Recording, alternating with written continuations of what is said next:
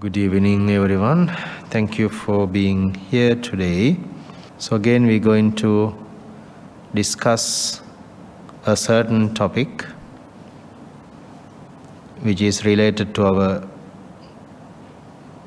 spiritual practice, and the topic is very famous, and we'll see how we can go through the details and what we have to learn from it. Beforehand, as usual, I would like to listen to you first. Someone has to start.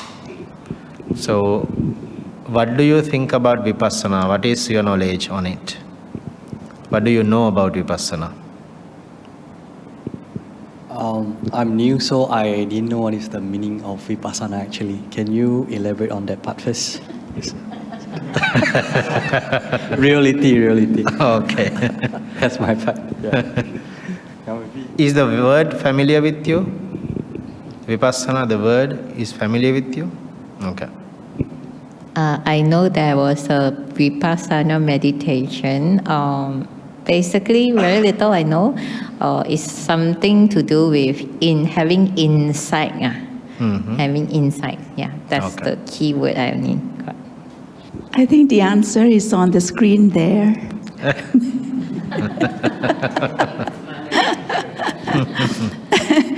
I think we live every waking moment. Now this is, we need the insight to be able to know what is the reality. Otherwise, we'll be living in all sorts of perceptions, feelings, and we don't know how to deal with it. So with the Vipassana, then we really can see through what and how the feelings, the perceptions, how all of that arise. Okay. Yeah, thank you. Thank you. Bhante, is Vipassana alone enough for the meditation to insight? I ask a question. I'm confused about this. Okay. Good evening, Bhante. Can I pass this question because I do not understand what is Vipassana? It's very new to me. Thank you. Thank you.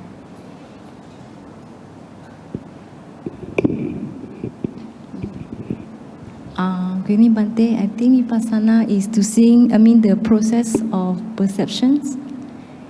How the process of perceptions create into our mind. Correct. It's what I know. Good evening, Bhante. Actually, I'm not sure about Vipassana. Okay.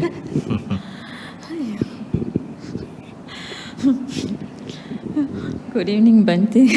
I think, I feel it's the observation of our body, mind, and as well as our feelings. Okay. Thank you. Good evening, Bhante. I think Vipassana is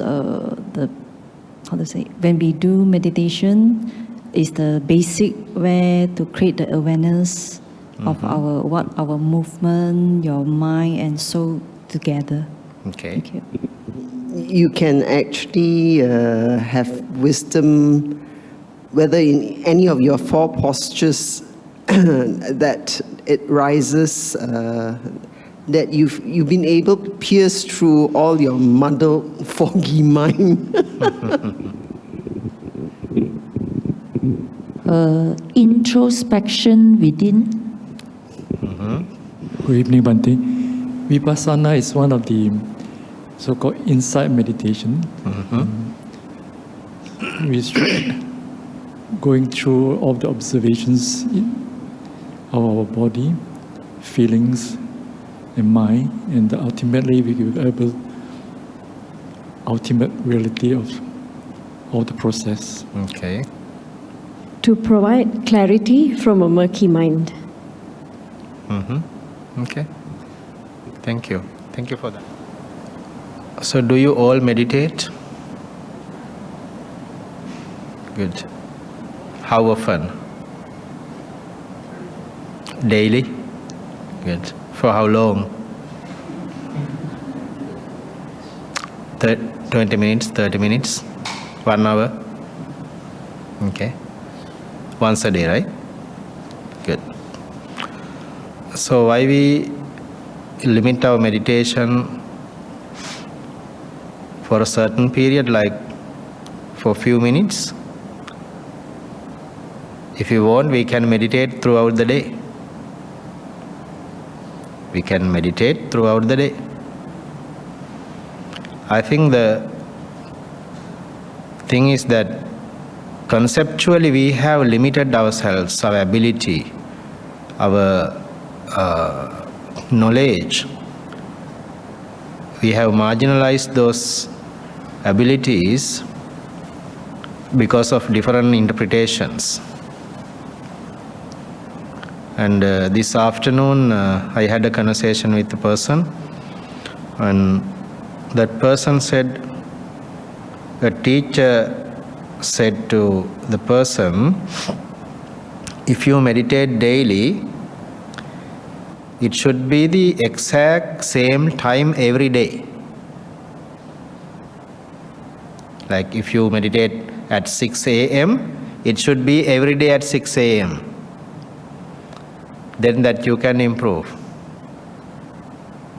So for me, it's like an addiction. And in the other hand, what about if I'm unable to do that time, continue the same time? And also, that's a confusion for me. Meditation doesn't mean that we should have one selected, designated, dedicated time to do. Meditation is a journey. It's a lifestyle. We can meditate throughout the day. So if we limit ourselves to focus on a certain topic only, then what about the other things? So, do we meditate only with good things? Don't we meditate on bad things too? We do, but we don't know it and we don't think about it. How about anger? That's an easy topic. We get angry. If we get angry in the morning, how about if we continue that anger, that tension throughout the day till the evening? Haven't we meditated on it? Haven't we developed that anger throughout the day?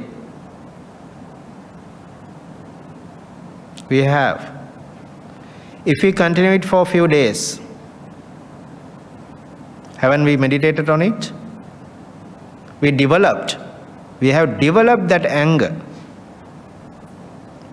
for a few days. How about for weeks? Don't we continue anger? In that way? We do. Life after another, right? We continue. Then, don't we meditate on it? How about lust, desire? Don't we meditate on it? If we don't meditate, how this much lust has been affected to us? Don't we meditate on stress, tension? We continue those. That's why they've been addicted to us. It's a habit.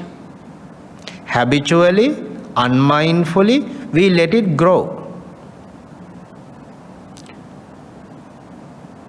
It's a meditation. Meditation always doesn't mean that doing good things only. Meditation means cultivating, developing, either good or bad. We develop. Then if we think, oh, I can't, don't we develop on that can'tness? We do. It becomes a habit. If I think, oh, I can, then we develop on it. That's a part of meditation. And so usually we meditate on everything. Why we have to sort out the meditation? There are right meditations and wrong meditations. Right cultivation and wrong cultivations. That sorting out depends on your goal of the practice. Some people meditate to overcome their sicknesses, to well-being, to avoid the stress, to have a calm mind only. Some people meditate to escape from their family issues. Yeah? And different aims, different goals for meditation. But the Buddha's teaching is to help for beings to reach the ultimate outcome, which is liberation, Nibbana. That's the ultimate goal. While we are practicing to liberate, we don't want to worry about the halfway on the way to the liberation, because everything will be setting up for us. That's the path has been laid out. Let's see. If we go to Penang from here, this is our starting point and Penang is the destination. And we don't want to wish to have a good road, all the facilities on the way. They are there already. Our target is Penang. We go there. We focus on Penang. On the way, whatever the comfort we need, we will meet them, but depending on our ability to receive it too. If I'm lucky to receive, I will. Otherwise, no. Right? Some people may have enough money to fly or take a train, ride a train. But some people may take a taxi. Some people may walk. Why? Depending on their capacity. So, on the way to Penang, you don't need to wish for everything there. Because we aim the final destination. And beyond that, before that, we should be patient, tolerance, and we should be kind, compassionate, loving kindness, and everything should be on the journey. So all the comfort will meet depending on our ability or capacity. So meditation is a lifestyle. It should become that way. Then it's easy to understand. If you have limited your practice only for a sitting session, it's just only a sitting practice. If you cannot make it for a few days, you're desperate. Right? So why we should be desperate? Why we should limit ourselves for that only for a sitting session? So chairs are waiting for you guys here in front. Yeah. We kept it for you. So then meditation is not only something that we collect knowledge only, details. It's an actual practice. Doctors can prescribe, but we have to consume the medication. If we do not consume medication, we never know how to get cured. We can praise the doctor, we can meet the world's best doctor, but we never get cured. So therefore, we have to apply it. Right. There are two major streams of meditations taught by the Buddha, which is Samatha and Vipassana. Samatha is the concentration practice, making the making a proper background for the practice that we call samatha. And vipassana is a different context. Today we are going to talk about vipassana because there are different methods, different ideologies in the world today besides the Buddha's direct teachings. That's why I sought to give some insight about insight. Vipassana, that's the Pali word. Passati is the base word. Passati. Passati means looking or seeing.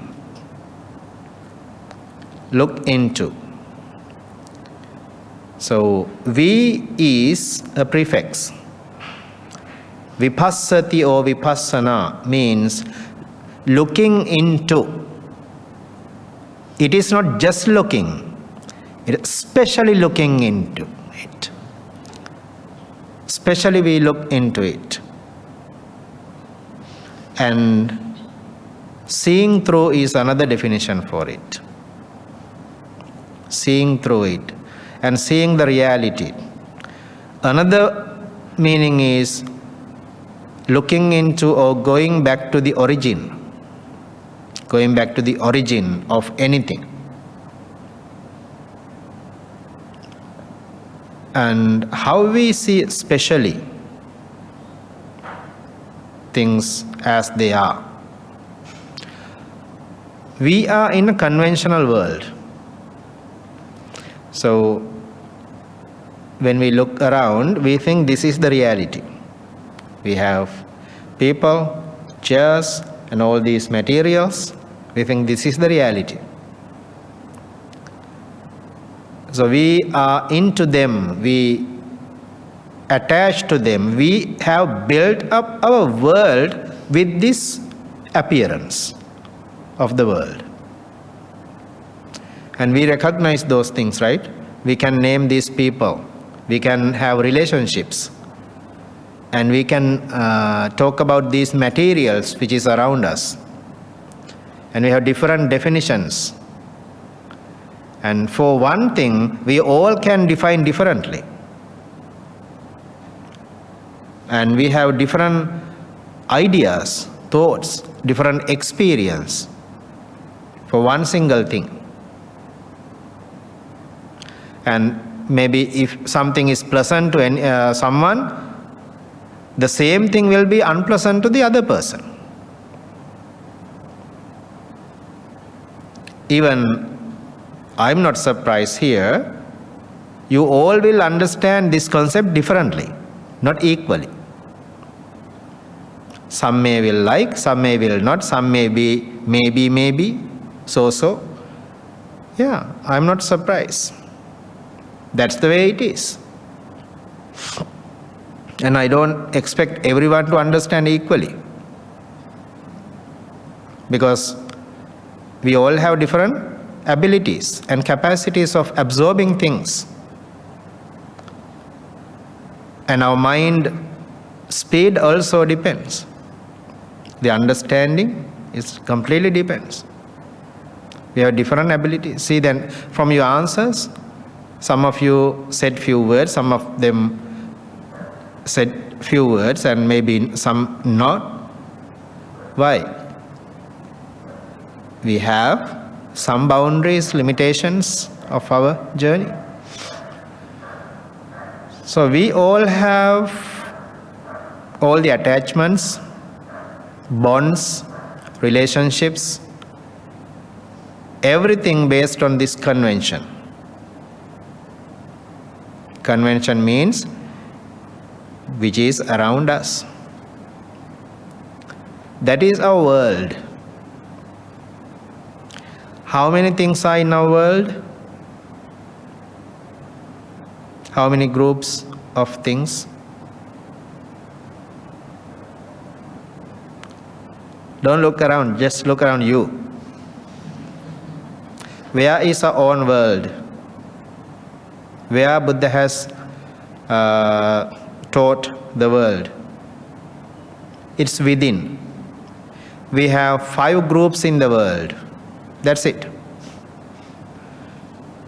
We have things to see. We have things to see. That's one group. We have things to hear. And then, what's it? What's then? Smell. And then, tastes, touch, contacts, and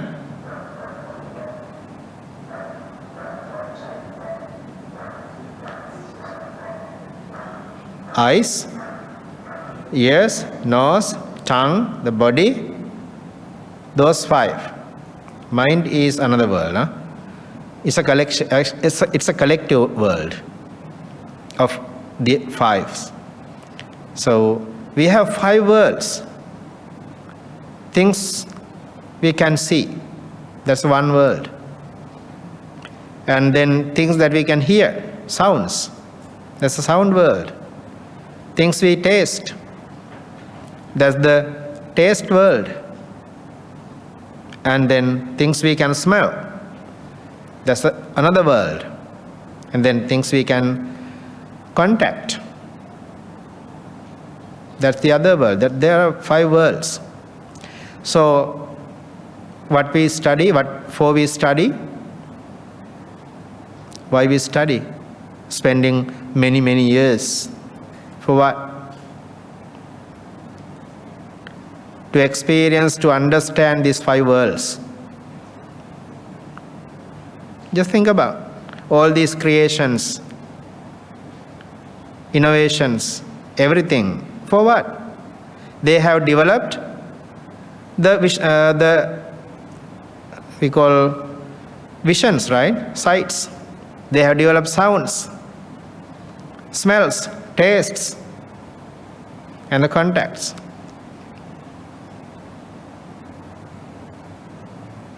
Is it a surprise? Is it a surprise? We have only 5 things in the world. So then why we do a job? For what? Why we work? What we need? We work because we need money, penny. If we don't want to spend money, we don't want to work. Who likes to work? Nobody. Why we had to work? Because we need money, and then money brings what we need, what we want. What we want actually. We want a shelter or a house, right? And we want food, and then we want clothing, we want medication. Those are the necessary requisites for a being. And then we need to enhance our income and receivings because we want to be happy and satisfied. And if we have everything when we born to the world, do we want to work? No. Why? We don't need to work. Everything in hand, and then we can survive. But not everyone is lucky like that, right? We have to work. So then we build our world with our house, with our vehicle, with our spouse, children, education, and then with our belonging, what we want. We have built our world around those. World means our life. And then one day, this world begins to change. World begins to change. When it changes, what happens to us? We start to worry, cry, sad, right? All the unhappiness start. When they are receiving as we want, we start to be happy, enjoy the prosperity, luxury. But when we detaching from them, when we lose them, what we lose? We lose our sights. We lose our sights. We lose our sounds. Let's say,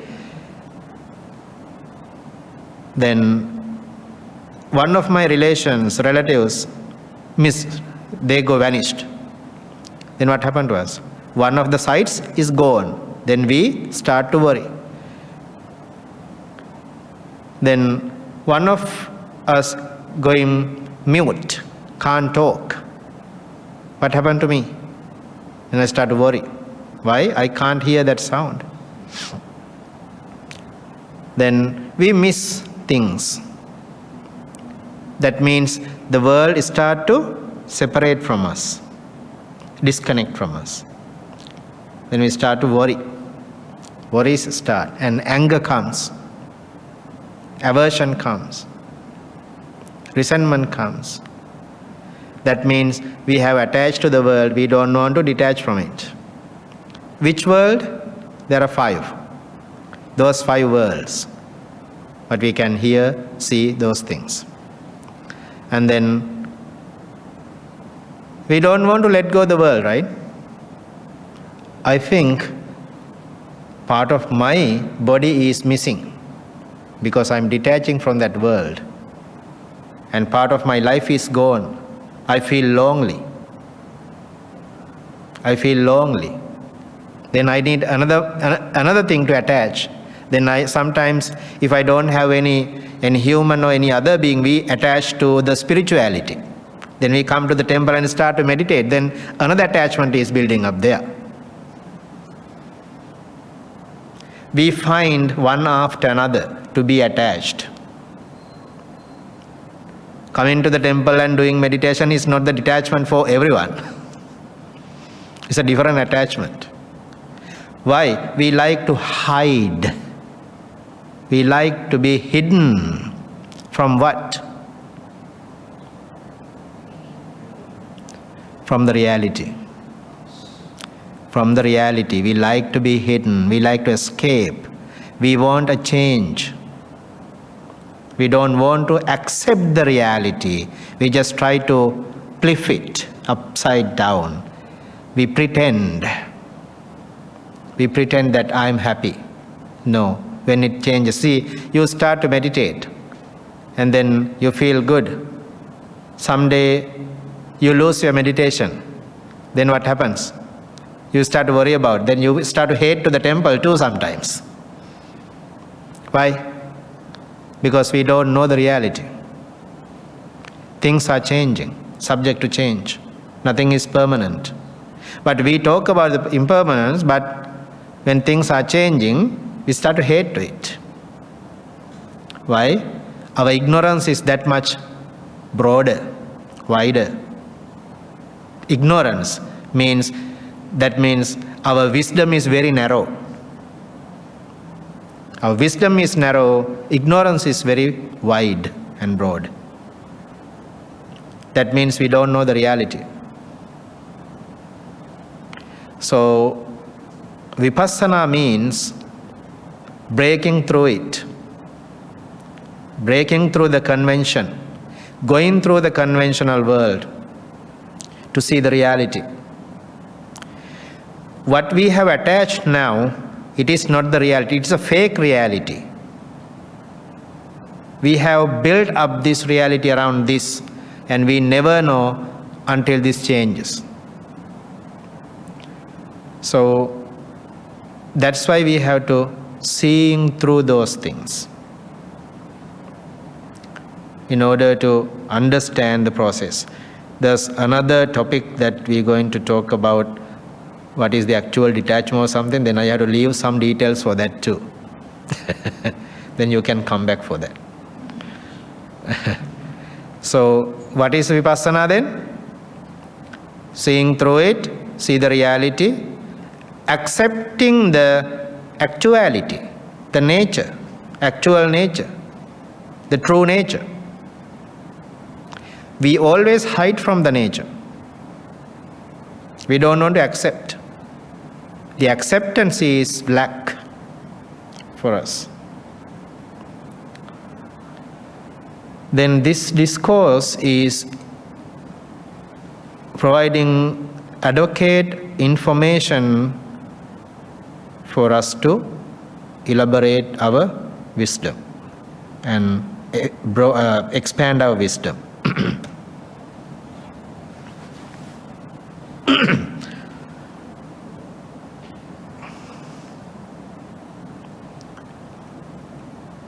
Maha Hatti Padopama Sutta. It's in Majjhima Nikaya. Hatti means the elephant. Pada means the foot. Then elephant footprint. Let's read the opening of the sutra. Thus have I heard, on one occasion the Blessed One was living at Savatthi in Jeta's Grove, Anathapindika's park. There the Venerable Sariputta addressed the bhikkhus thus: Friends, bhikkhus. Friend, they replied. The Venerable Sariputta said this: Friends, just as the footprint of any living being that walks can be placed within an elephant's footprint, and so the elephant's footprint is declared the chief of them because of its great size, so too all wholesome states can be included in the Four Noble Truths. In what four? In the Noble Truth of suffering, in the Noble Truth of the origin of suffering, in the Noble Truth of the cessation of suffering, and the Noble Truth of the way leading to cessation of suffering. So elephant's foot is quite big, and that's the giant one. And then all other animals' feet can be fitting in that elephant's footprint because others' foot are smaller than the elephant's one. That's a simile, that's a metaphor. The wholesome states that we talk about can be fitting in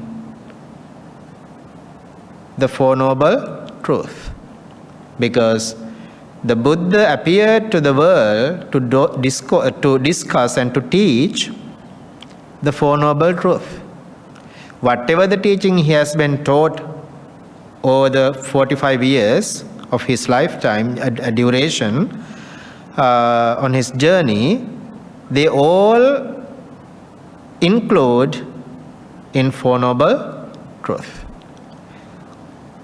Every discourse discuss at least one of these Four Noble Truths, at least one. So all the teachings include into Four Noble Truths. That's why all the wholesome states are included. That means wholesome means all the practices, all the teachings. And they are in the Four Noble Truths. And what is the noble truth of suffering? Birth is suffering, aging is suffering, death is suffering, sorrow, lamentation, pain, grief, and despair and suffering. Despair, suffering.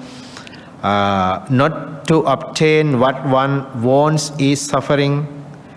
In short, the five aggregates affected by clinging are suffering. So these details basically we going through. We have born to the world, and then now we are going through them. We are in different ages, and we suffer from it. Death is waiting for us, yet to become. It can be in next few seconds too. And then the sadness, sorrow, lamentation, pain, grief, those things are subject to our life. If you don't have it now, today, expect in the future. Definitely they will come. No doubt. Indeed, they will come. Don't expect them to not to come. That never happens. That never happens. So they will come one day. So, and what are the 5 aggregates affected by clinging?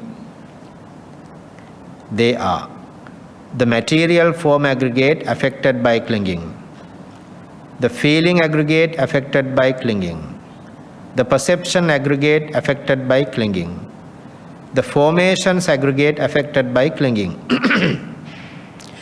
and the consciousness aggregate affected by clinging. Those are the 5 aggregates: form, material form, feelings, perception, volitional formations or mental formations, and the consciousness. These 5. And what is the material form aggregate affected by clinging? It is the 4 great elements. And the material form derived from the 4 great elements. And what are the 4 great elements? They are the earth element, the water element, the fire element, and the air element. How many elements are there? 4. There are 4 great elements. How many aggregates? 5. What, friends, is the earth element? Focus on this.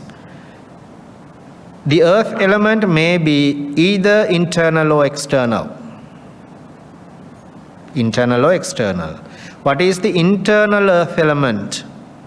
Whatever internally belonging to oneself is solid, solidified, and clung to. That is head hair, body hair, nails, teeth, skin, flesh, sinews, bones, bone marrow, kidneys, heart, liver, diaphragm, spleen, lungs, intestine, mesentery, so forth. All the 32 bodily components are called as internal earth element. That means solid elements. Solidity. There are 20 kind of them. 20 kind of internal solidities. Both internal earth element and the external earth element are simply the earth element. What is the external element then? We have our own bodily components as internal earth element. What are the external elements then? Solid elements. All these hard things, materials, solid things are external earth element. Whatever we can touch, whatever solid and solidified, firm, they called external elements, earth elements. And then these both internal and external earth elements are simply, they exist in the same context, they called earth element, because solidity is solidity whether it is internal or external. And then and that should be seen as it actually is with proper wisdom. Thus, that's the point. Then the wise person should see that reality with a proper wisdom, what is the actual internal and external solidities. Internal and external earth element. that can seen by only a wise person. When that person sees it, he thinks or she thinks, this is not mine. This I am not. This is not myself. When one sees it thus as it actually is with proper wisdom, one becomes disenchanted with the earth element and makes the mind dispassionate towards the earth element.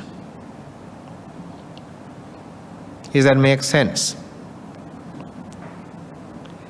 The person who knows and sees what is the actual earth element is, then that person does not never take internal or external earth element as myself or me or mine, or he never thinks that I am into the elements. This is this is me. Why? He knows these elements, this earth element is subject to change.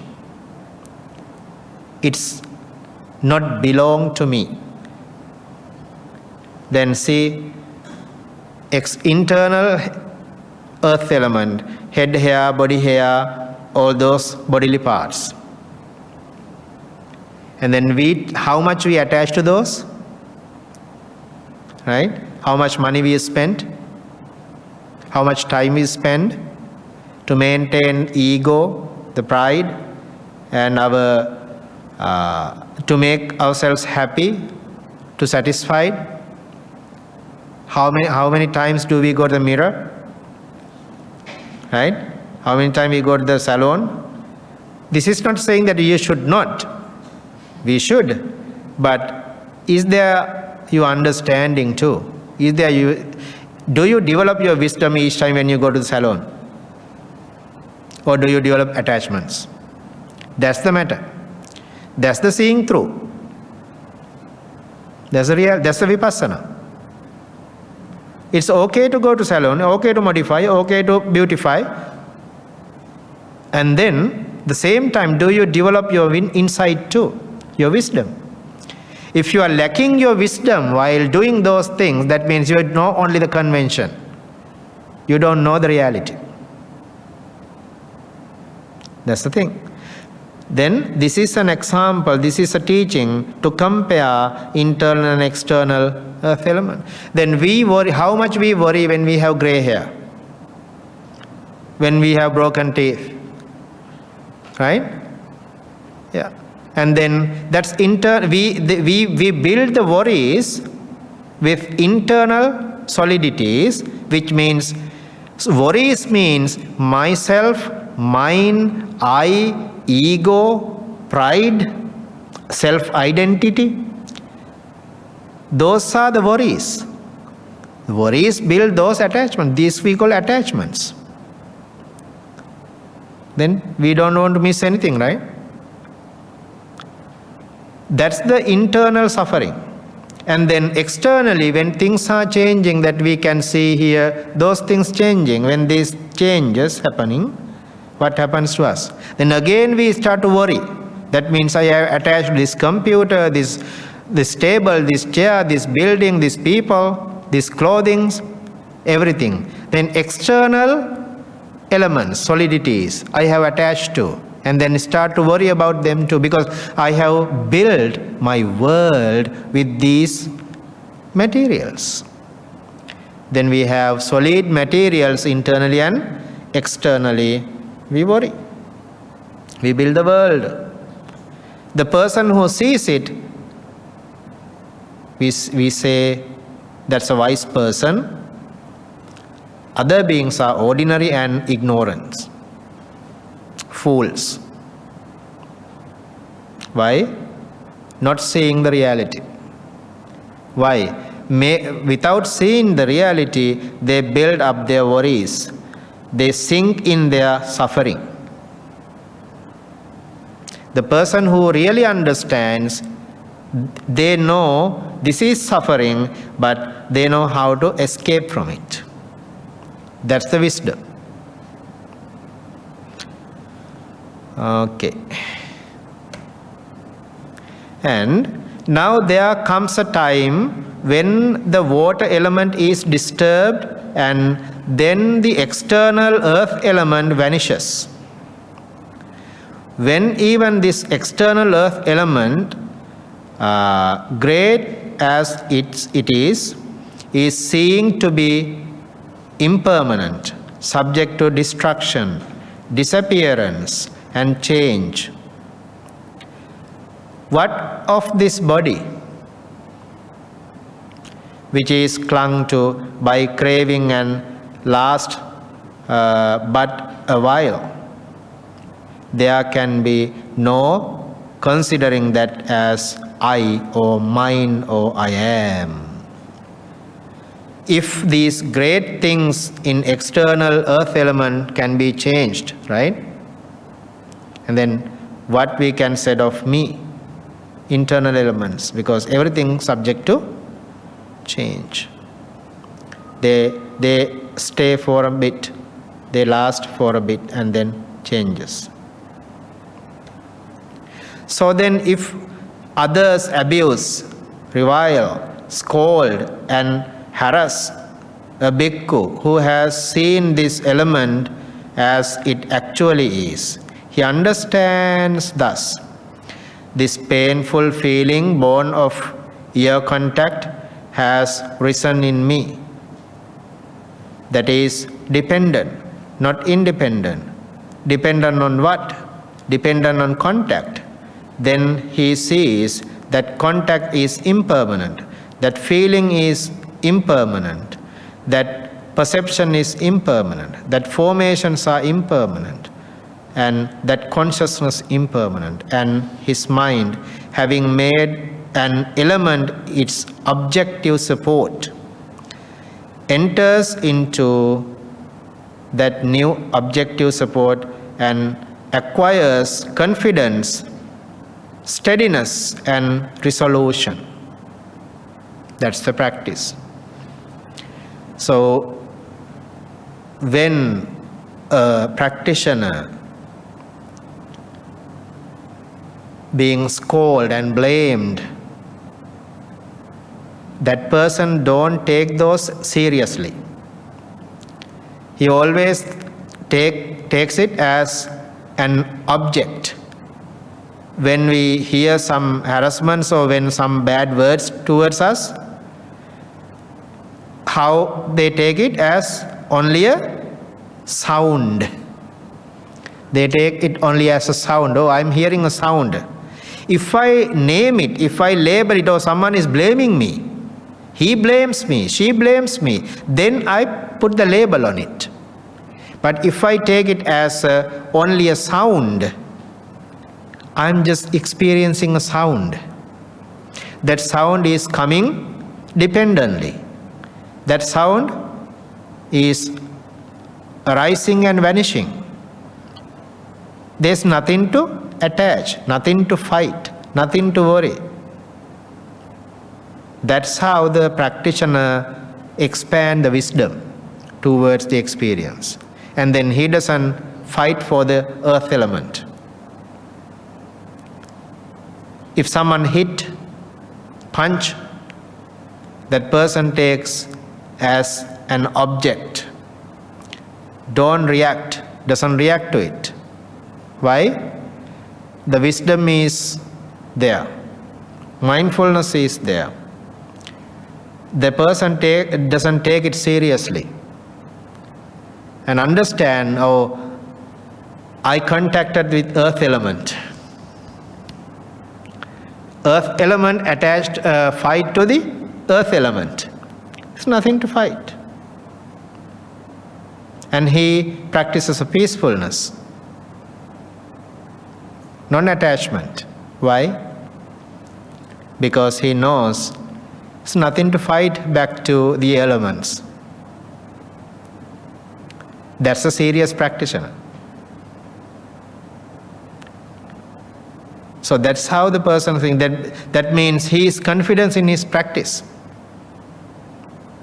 He confidence in his practice.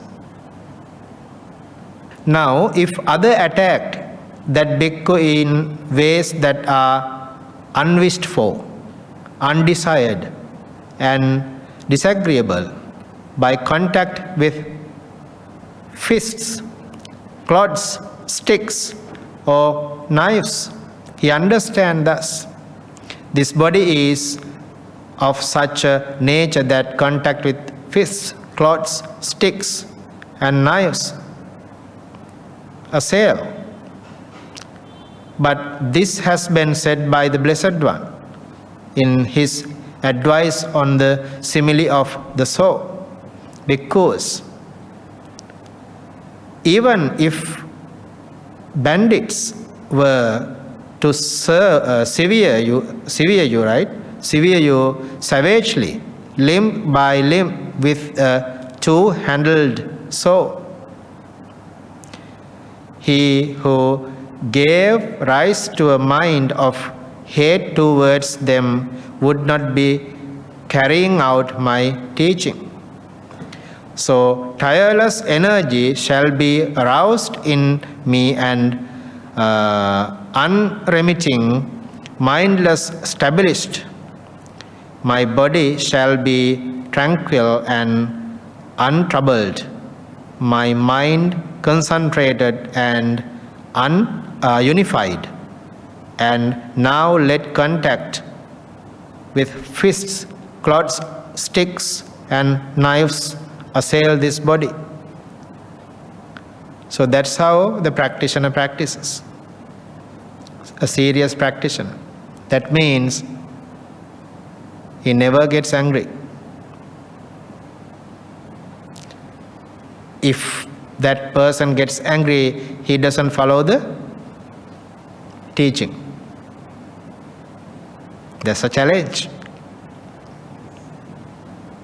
When that bhikkhu thus recollect the Buddha, Dhamma, and the Sangha, if equanimity supported by the wholesome does not become established in him, then he arouses a sense of urgency thus. It is a loss for me. It is no gain for me. It is bad for me. It is no good for me. That when I thus recollect the Buddha, Dhamma, and the Sangha, equanimity supported by the wholesome does not become established in me. Then I start to worry, because I have no these qualities. Just as when a daughter-in-law sees a father-in-law, she arouses a sense of urgency. So too, when that bhikkhu thus recollects the Buddha, the Dhamma, and the Sangha, if equanimity supported by the wholesome does not become established in him, then he arouses a sense of urgency. But if when he recollects the Buddha, Dhamma, and the Sangha, equanimity supported by the wholesome becomes established him, then he satisfied with it. At that point, friends, much has been done by that bhikkhu. That means the effort has been made. The effort has been made, and he has recollected the triple gem, and it worked for him to settle down his unsettledness and settle with the equanimity. He equipoised himself. That's the practice.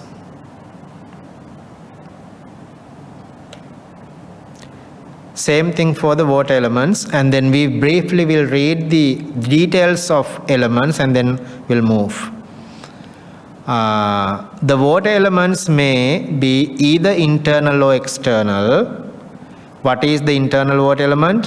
Whatever internally belonging to oneself is water, watery, and clung to. That is bile, phlegm, pus, blood, sweat, fat, tears, grease, spittle, snot, oil of the joints, so forth. There are 12 kinds of them. Then altogether 32. 20 solidities and 12 liquidities. Altogether 32. That's the internal water element, liquids. And then when he sees that, now both internal water element and the external water element are simply water element. There's nothing difference. And that person takes it as, this is not me, mine, this is not I am not into it, this is not myself. That means all these internal water elements cannot be taken as me or mine.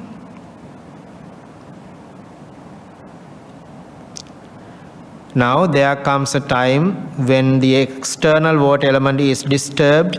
It carries away villages, towns, cities, districts and countries, which is happening at the moment. See how this water element is badly affected for us? Right? Yeah. Then the same thing. How about if the internal earth element is kind of disturbing and agitated and so much boiling inside? We have to find a doctor, right? Yeah. So then this way, this much water in the world, see the great oceans, and they can be changed. This water element can be dry off, right? It can be vanished.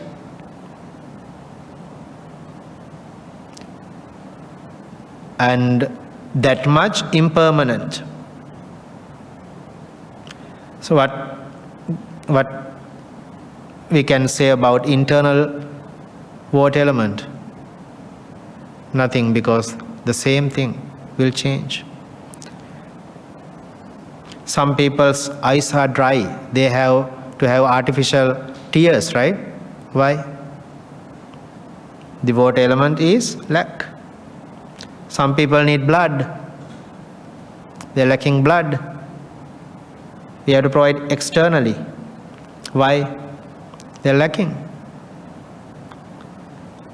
So, see how it changes. Then some countries need water. They have to import water. Import water. Like Middle East. They don't have enough water. They have to import water. See? So that's the way we see that then when someone abuses or revile and scold on us, then we think, oh, I'm dealing with the water element.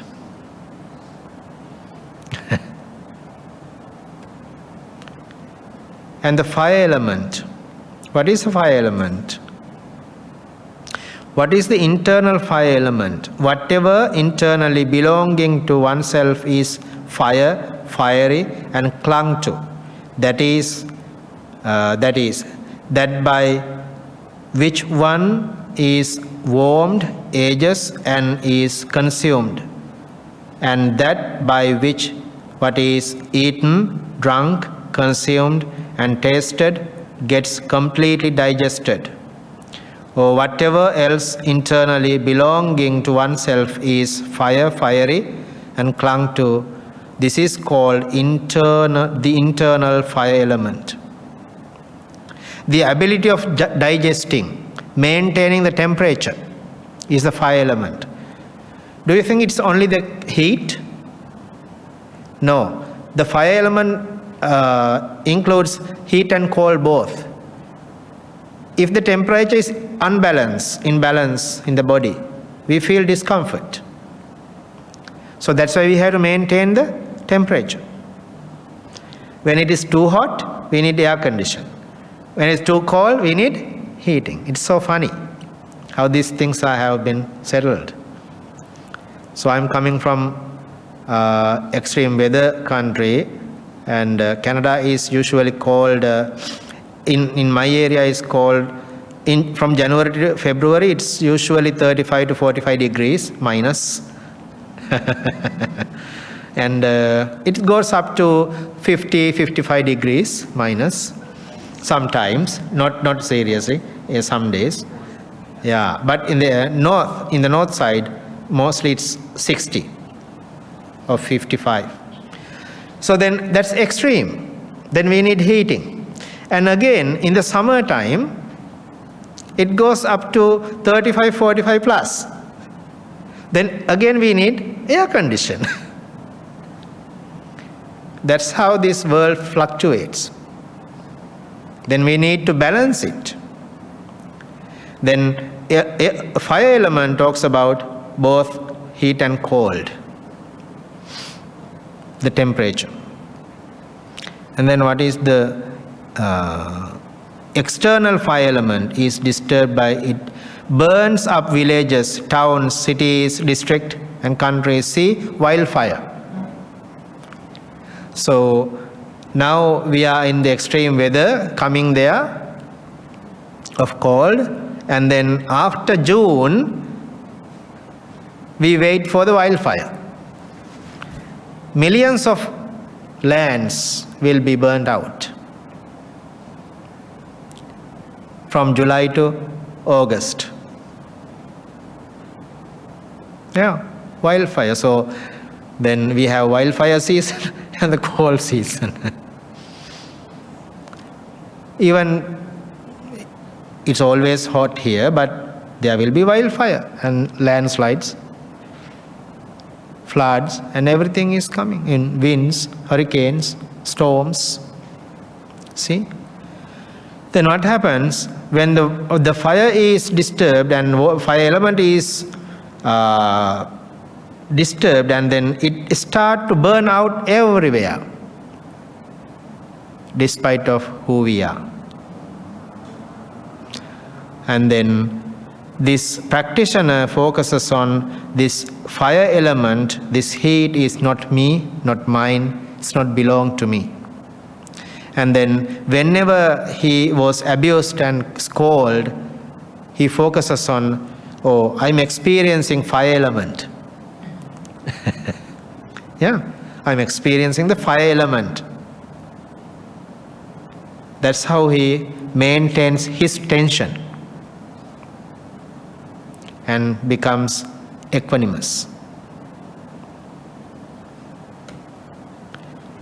The air element. What is the internal air element? Whatever internally belonging to oneself is air, airy and clung to. That is, upgoing winds, downgoing winds, winds in the belly, winds in the bowel, winds that course through the limbs, in-breath and out-breath, or whatever else internally belonging to oneself is air, airy, so forth. So, whatever the air element internally and externally, both are called as air element. And the person doesn't take that air element as myself or oneself, because it always changes.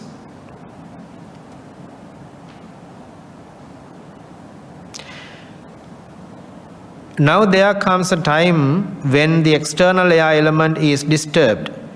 It sweeps away villages, towns, cities, so forth.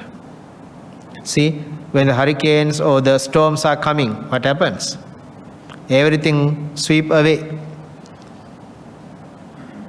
And then these both elements, or internal and external, they are subject to change, impermanent, and they are dependent, always depends. Then we don't have to take them as I or me or myself. When someone is blaming or scolding, the person thinks, oh, I'm experiencing air element.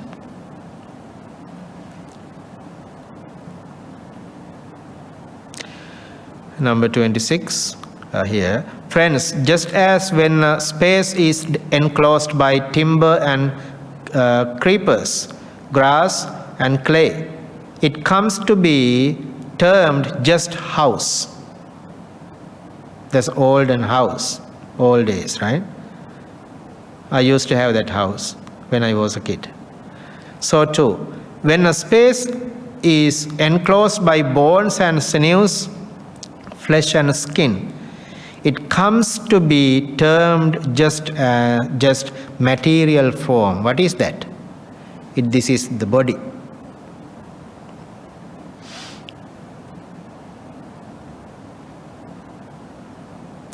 Now, you have to thoroughly focus on this section. If, friends, internally the I is intact, but no external forms come into its range, and there is no corresponding engagement, then there is no manifestation of the corresponding section of consciousness. Got it?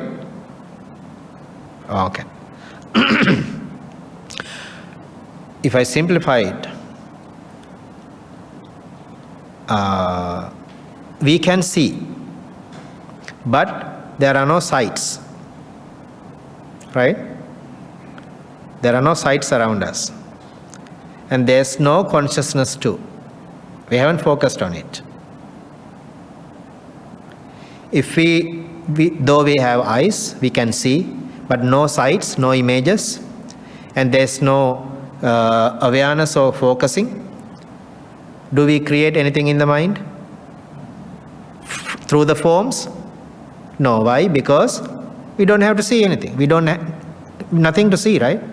It's just only the eye. That makes sense again. Yeah. Then if internally the eye is intact and external forms come into its range, but there is no corresponding engagement, then there is no manifestation of the corresponding section of consciousness. We can see, okay? I am simplifying it. We can see, we have the eyes, but we have the sights. Then we see the sights, but there is no focus, attention. There is no consciousness on it. We have the eyes, we have the sights, but we don't focus on it. There is no consciousness or thoughts there based on that eyesight.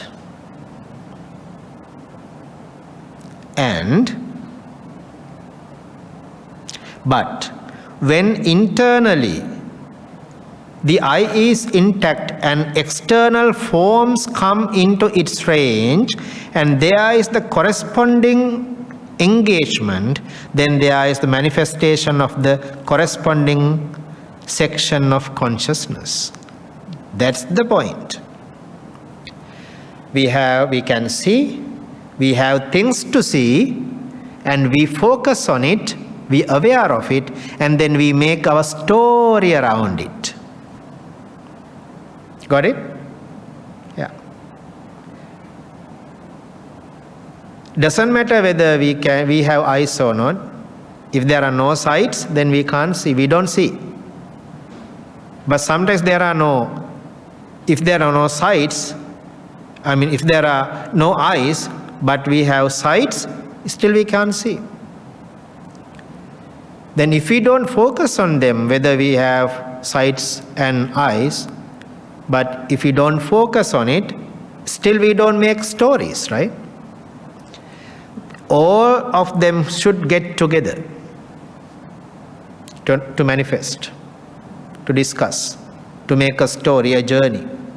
Then with what I make my journey? With what I can experience.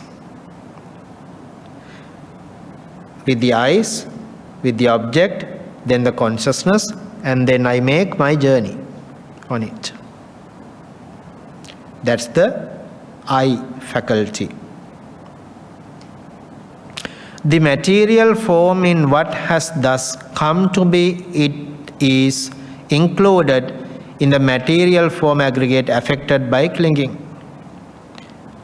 The feeling in what has thus come to be is included in the feeling aggregate affected by clinging. Then the perception, then the mental formation and the consciousness. Here we understand it, how we understand it. Then when I see a form, if I'm conscious on it, then if I start to think about it and discuss mentally, that means I create my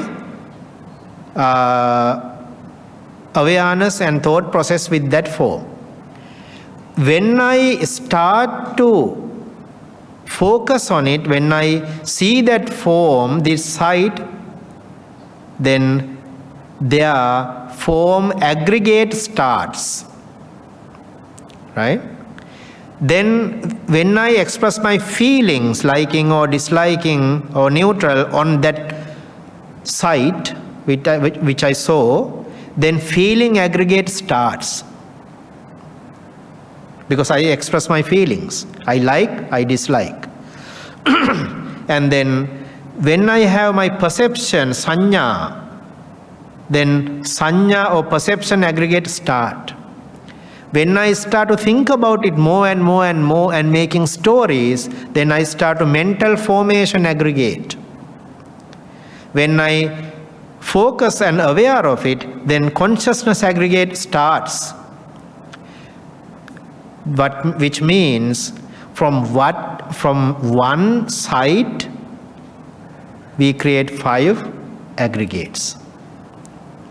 Then if I take that one single sight as me or mine or myself, if I think I am into it, it's in me, this is mine, this is my life, this is my journey, this is what I love, this is what I hate. That means we multiply that aggregates, means we cling to the aggregates. That means from one single sight we make a whole world. Does that make sense? Yeah. So, he understands thus, this indeed is how there come to be the inclusion, gathering, amassing of things into these 5 aggregates affected by clinging. Now this has been said by the Blessed One. One who sees dependent origination sees the Dhamma. One who sees the Dhamma sees dependent origination. And these 5 aggregates affected by clinging are dependently risen. The desire, indulgence, inclination, and holding based on these 5 aggregates affected by clinging is the origin of suffering. The removal of desire and lust and the abandonment of desire and lust for these 5 aggregates affected by clinging is the cessation of suffering. At that point too, friends, much has been done by that bhikkhu. So, the practitioner sees the Dhamma, means he understands the dependent origination, paticca samuppada. He understands the paticca samuppada, means he knows the Dhamma properly. The person who knows, who doesn't know the paticca samuppada doesn't know the Dhamma.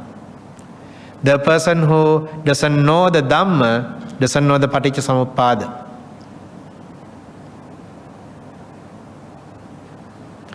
Paticca samuppada means circulating of these 5 aggregates. Dependent origination means circulating or originating of these 5 aggregates. From one side, aggregates are created, then if we cling to them, that comes as our world. Then for the next site, again and again and again. See, count on this way. If we see 100 sites within 5 minutes, if we see 100 forms within 5 minutes, if we make the story with all of them, then how many aggregates are created there? 5 times 100, right? 5 times 100. And then multiply it from 12 for 1 hour, right? Then 5 times and multiply by 12 and then multiply by 100. Imagine if we see 100 of them within 5 minutes, and then each 5 minutes we see them differently. How many? Then that 1 hour multiplied by 24, and then 7 days, 1 month, 12 months, and then 100 years. If we live for 100 years by creating those aggregates, that means millions of them we have been created. That's why Buddha says this samsara is so long. Can't find the beginning and the end of this journey because of our creations. That's only the eye. Then the sound, then the ears, the nose, the tongue, and the body and the mind. Trillions of them. If all them come as karmas or clinging to them, if we cling to them, then we make our journey to be suffering, to suffer. So that's how this happens. See, why we create these aggregates? Because of the 4 elements. If we take 4 elements as me, mine, or myself, then we create aggregates. If we cling to these 4 elements, internally or externally, attached to the elements, then we create aggregates. Creating aggregates means we create our suffering. Creating aggregates means we create our rebirth. Rebirth means we can't stop aging, cannot stop sicknesses. Once we born, we cannot stop anything of the life which is happening to us. Right? Then if we want to stop, we have to stop clinging to aggregates. If we want to stop aggregates, we have to understand 4 elements, and then we should not attach to elements. Elements means what is around us. If we do not attach, then we don't have any suffering.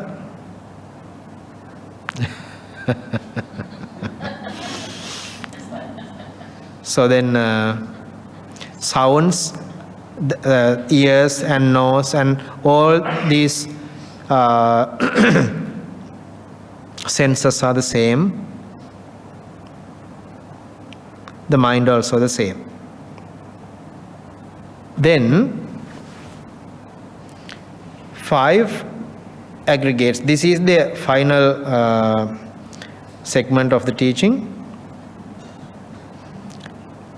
Whatever arises, if we do not cling to it, attach to it, it doesn't create the journey of the world. If we attach to it, it creates. So it depends on how we want to free from it. Okay, so we can discuss on it. Bhante, so the question I have was, I think the clinging of, like when I got flu, I think I cling to my body because my whole energy is down, then I feel no good. So every time when I get sick, right, I know my spirit is like down. I cannot separate myself from my body, in fact. So also makes me think like, when the time of death, would I be like that too? When we are born, we cannot escape or avoid all these happenings to the life. We get sick and we get well, and again we get sick and get well, and things up and down.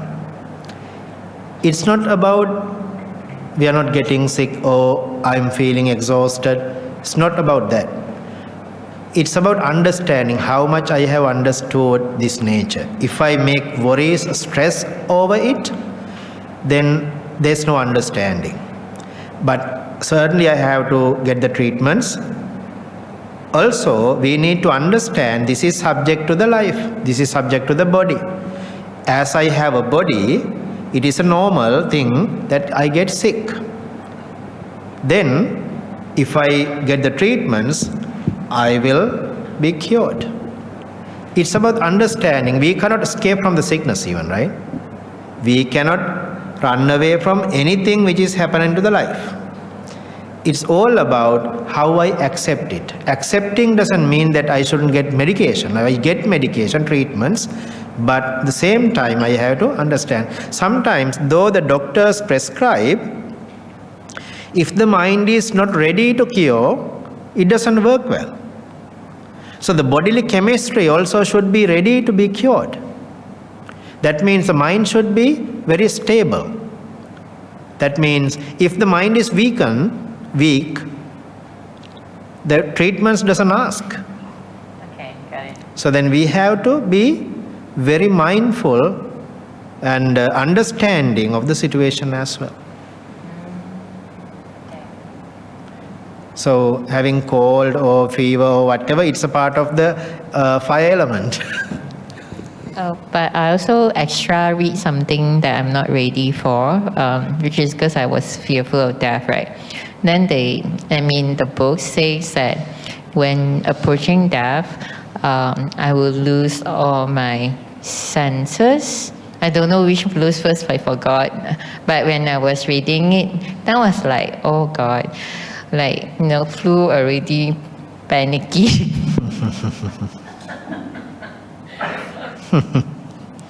Well, so we all have different understanding and different acceptance of things.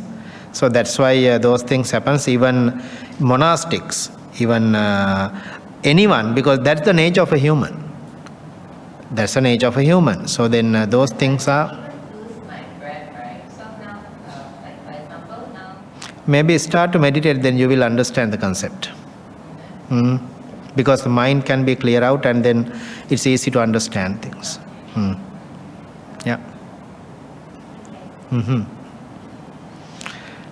Thank you. Any other concerns, questions? Bhante, in the depending original, there is 12 links. Which links is easier to stop? All of them. All of them. Because we can talk about them separately, but when they happen together. Yeah, there's no separation. There's no delaying or upfront or anything. It just at once everything comes, and then we have to understand together. There's no easy or difficult part. Hello, Bhante. I think you have covered a lot of grounds within this 1.5 hours. Now, I'm still having a bit of difficulty now trying to follow, the whole explanations from even the 5 worlds, which are made up of sorry, all of this. The sight, the seeing, the hearing, the smell, and all that. Now, these form our worlds. And then, because we can recognize our worlds are made up of these 5. What do you call that? 5 what? 5 aggregates. 5 aggregates, yeah. No, the aggregates are the form, the perceptions, the feelings, and so on. Senses? These are sense organs. Yes, right? sense objects. Sense objects. Okay, and so our world is actually made up of these 5 sense objects. And then because, from each of these objects, now we actually build stories around it. We see it, and then, either we like it, dislike it, or if we dislike it, then, all of these things like worries and fears and all that come in. So those are the aggregates. Sorry, now I'm just trying to understand the whole process. So every time when we see something, then how should we actually start meditating? Yeah, I think that's where I'm having a bit of problem. Okay. Thank you. Thank you. We see forms or sights, and then we being aware of that. That means we are conscious on it. And then we contact that object, we recognize that sight as a sight. That's a contact. Depending on the contact, then we start to feel it. Pleasure, displeasure, neutral feelings. Depending on the feelings, we start to crave for it. We want it. If it is pleasurable, we want it. I need more. If it is displeasurable, I don't want it, I reject. But it doesn't mean that I'm free from it. It's another attachment, but still we reject. Then there's a neutral feeling that we don't care about it, but just let it go, but we know we can time to time focus on it. And then depending on our craving, we attach to it, cling to it. Then I need more and more. For some forms we have distance relationship. For some forms we have close relationship, immediate relationships. We are so much attached to them, right? And that's how we feel. That's how we cling to them. And then based on clingingness, we want more and more. That means we want to have it again and again and again and again. That means becoming, bhava. We want it. We wish to meet next life too, in the next life. We wish and we pray, let's practice together and meet in next life too. Then we want to come back. And in the other hand, some people practice to not to come back. It's another attachment. They want to not to come back. And that based on that, we build up wholesome or unwholesome or whatever the karmas. And then based on the karma, we will be born in the human world or the deva world or the animal world or the hungry ghost or whatever the realm we deserve to. That's the process. And we can stop it. We can stop it. That's what Buddha said. We can stop it. When we see a form, if I think, oh, I'm seeing a form, or I'm seeing the elements, I'm seeing the 4 elements, then I don't go beyond. I don't go for feelings. I don't go for craving. I don't go for clinging. Why? I just recognize as a form, then just it. Then I just let it go. I saw a form, that's it. Nothing to cling, nothing to crave for. Then when I hear a sound, that's why Buddha said, or that person scolded me, abused me, blamed me, then if I labeled it, then I have accepted that. Then I already created my story. But if I recognize it as only a sound, no matter what, then it's just a sound. I don't create my journey. There's no craving, attachment for it. So then I recognize, oh, it's just a sound. It comes and goes. It arises and vanishes. If I attach, this is 5 aggregates. That's how we see into it. Then we have to try as much as we can. Each time when we look into it that way, that means we are free from it. We don't let the process happen. If we keep going it, then process will happen. We can't stop it. Good evening, Bhante. Thanks for the talk. But from your explanation just now, right, I would like to ask, what is the purpose of life then? Because what you explain is no desire, less desire. A lot of things is like based on no. But what about life? Like, what is the goal of life? What should we like at least work on for? Or should we just work on the no's, no desires and no this? It sounds a bit pessimistic, to be honest, for me at least. Yeah, but good talk just now. Thanks for it. Could you please explain a little bit of it, because I didn't get the point. Yeah, so for the whole talk, right, we talk about stopping the clinging, like no desire, less desire maybe, a better phrase, less on the materials, less on the negativity and stuff. But that is not the whole life, our life supposed to be, right? What is the yes part of our life? Because if we based on no clinging, it would be like thinking about the negativity, right? No, if there's some clinging, then it's bad, something like that. So what should we be like working on? What is the purpose of life then? You're talking about our regular lifestyle and this one, right? Am I correct? Okay. Whether we are a monastic or a lay person, we all have the same feelings and same things. And from our side, we have limited. Forcefully limited sometimes. You can express your feelings, but we have to forcefully limit ourselves and understandingly limit ourselves too. This doesn't bother for a lay life even, because it's about understanding the world. Let's say, if you understand things as they are, it's easy to move in the lay life because you have less attachments, less fighting, less stress, less tension, and you know more better than others. Even though they fight to you, you will not fight back. But you still have to work, you still have to study, you still have to maintain your lay life because you are a lay person. It's all about the understanding. But physically, you can have billions of money, you can have luxurious lifestyle, it doesn't matter.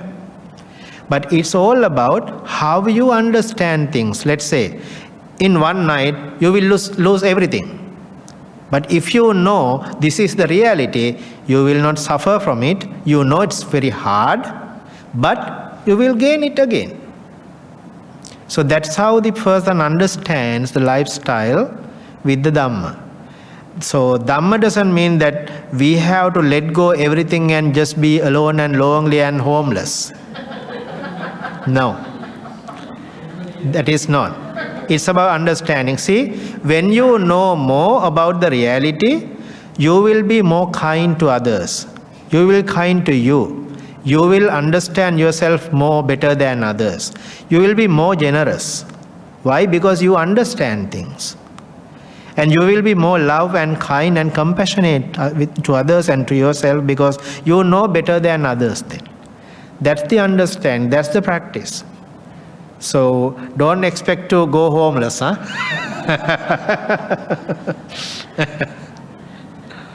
So I suppose the answers is for us laymen, right? What about in monastery? Monastery? In the practice, right? Right. So it's basically same thing. See, when we see sight, we both can see the same sight. We both can see the same, hear the same sound. And let's say when we eat, you eat and I eat, we eat the same food. there's a sight, there's a taste, there's a sound for food, there's a taste, right? Then I can touch it, and all same feelings. But sometimes if you eat that food to build up your body, build up your energy, build up your pleasure, then I will not eat for that purpose. Then we are advised to eat only to survive, to overcome the hunger, not to have any new feeling of hunger. So then to satisfy ourselves, to maintain the bodily comfort in order to practice. But mostly the lay community, the secular world, eat for different purposes. So I know as a lay person, you cannot practice this all the time in your entire life, because like thinking that I'm not entertaining it. We all entertain the food. We feel the taste. We feel the taste. We know when it is spicy, when it is salty. Then the matter is, we don't fight for it. We make our satisfaction, even though we feel salty, we don't say it. We just hide it and say it's okay. So that's how we maintain it. So it's nothing wrong with if you practice that way, that you can have less complexities, right? Other than criticizing it. Then we have less complications. We just accept as it is. Then it's easy going, doesn't matter. We don't need to fight. Even at a restaurant, we don't want to fight, they are not treating us well. So it depends on their mood and everything, right? So the meditator or a practitioner means who understand everyone's reality, everyone's nature. And monastics are the same, but monastic have enough and adequate time and they are into it. So the lay community, you have your other obligations plus the spirituality. Then you have to maintain both wisely. Then balance it. And balancing your lay life and the spiritual life both is the same. If you practice moralities, virtues, it's good for your both lives, right? If you're being honest, it's good for both lives. If you earn good money, if it is supportive for your spiritual way and your lay life as well. So then that's why it's been somebody, let's say, we monastics and we have monasteries, and then you lay community. If you all think you should come and be a monk or nun, who's going to support for the sasana, for the practice? Then lay practitioners should earn and study, work, and then they support to the spirituality, the monastics as well, and then get the support back too. So we each other support for the practice. And practicing spirituality doesn't mean that we should leave everything behind and go to a monastery and spend time there. No, because it doesn't happen. It never happens. Not all days, not today, not even in the future. And so there's no any distraction to practice as a lay person. The only thing is, when you practice, you will have less stress, less tension. You will be more peaceful than others with everything. And you will have very kindful, compassionate, and peaceful lifestyle. That's the importance of that. So, if you can dedicate your life someday as a monastic, that will happen. But we can't do it forcefully. It will not happen. This is what I chosen, and that is what you are chosen, right? So this is both paths, but we cannot mix it up, but realization is same. Ultimately, our understanding is same, because I've born, you have born, we both get aging, we both get sick, everything. We are on the same boat. We are in the same boat, but understanding is different. That's the matter. So more we know, then we have to more practice. And when the mind is more sharp and clear and unshaken, we can see the depth easily. Why we don't understand? Because the mind is so cluttered and clouded and hindered. That's why wisdom is so narrow.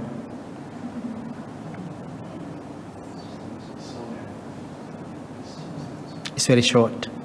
We all have short memories.